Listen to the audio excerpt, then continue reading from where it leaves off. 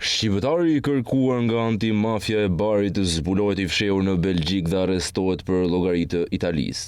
Operacioni është kryer më shumë se një javë më parë, por është njoftuar në mediat e vendit fqinj pikërisht në ditën e dorëzimit të tij me proces deportimi nga Arlon në Belgjik te agentët e Fast Italia.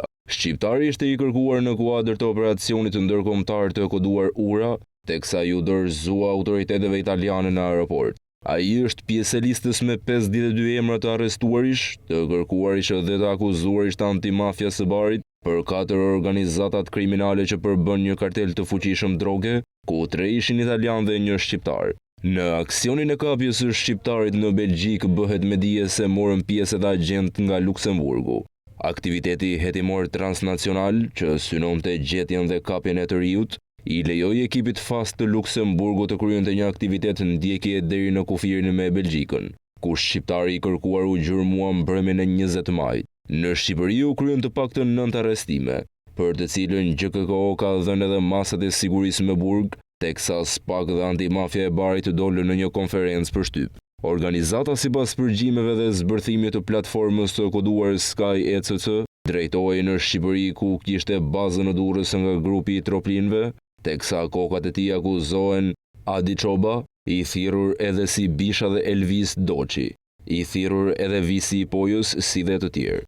Në organizatën shqiptare akuzohen të përfshirë edhe 2 oficerë policie, njëri prej të cilëve Altin Morina, I arrestuar më parë. SPAK zbërtheu komunikimet mes anëtarëve të grupit, përfshirë edhe policët në ndërmjetësimin, blerjen, transportin, shitjen dhe zgjidhjen e problemeve të trafikimit. Organizata akuzohet për trafikun e kokainës me vlerë mbi 7 milion euro dhe operacioni mori udhë prej 20 majit. Nga 52 flet arresti në total u ekzekutuan 42 prej tyre, kurse SPAK në Shqipëri njoftoi se ka prerë 14 prej tyre flet arresteve, teksa të dyshuar janë 29 të tillë. 49 nga masat janë me arrest në burg.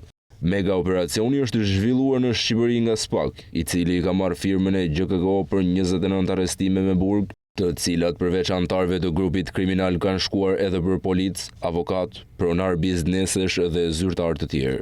Nga masat për 40 shqiptar dhe 12 italian. Në vendimin e gjykatës së barit janë edhe emra të tjerë të njohur të krimit si Adi Çoba, Ekil Nerjaku, Indrit Tafili e të tjerë. Adi Çoba është në cilësinë e kreut të njëjit prej 3 grupeve kriminale me mas sigurie arrest në burg. 40 janë dhe episodet e trafikimit të kokainës dhe heroinës, të zbardhura fale dhe zbulimit të komunikimeve në Sky ECC në periudhën 2020-2023, ndërsa sipas antimafias italiane ndihmë kanë dhënë edhe 3 bashkëpunëtor të drejtësisë, mes të cilëve dhe Nuredin Dumani. Antimafia italiane thotë se në operacionet e mëparshme grupeve janë sekuestruar 2 ton kokainë në portin e Rotterdamit, 932 kg kokainë në portin e Gioia Tauro në Reggio Calabria dhe 400 kg hashash në Bari. Miliona euro pasuri janë sekuestruar si në Itali ashtu edhe në Shqipëri. Në vendin fshinj janë 9 apartamente, 4 kompani, 7 llogari bankare dhe 3 makina. Ndërsa në Shqipëri janë sekuestruar prona të ndryshme me vlera disa milion euro përfshirë 2 kompani ndërtimi, 4 restorante luksoze, 1 agjensi imobiliare, 1 televizion në Vlorë, të dyshuara që vinin nga trafiku ndërkombëtar I drogës.